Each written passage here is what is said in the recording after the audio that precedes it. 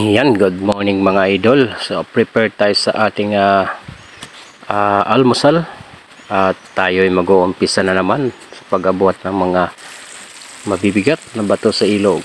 So yan, magpiprito po tayo ngayon ng ating ulaming daing. Ayan, dilis at saka sapsap. Yan yung ating ulamin mga idol.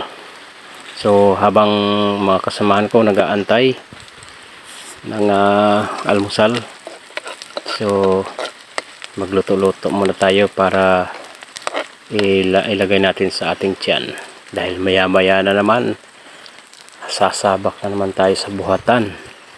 So ayan na, nanda na mga idol.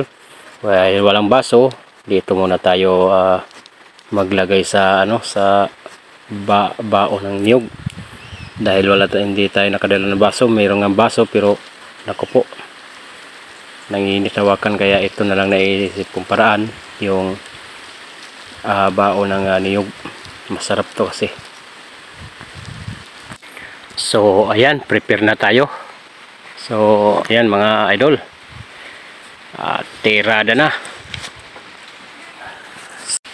So kaya yan, higupin na natin mga idol, dahil pagkatapos nitong kumain, sabay-sabay na naman tayong maglakad patong ilog.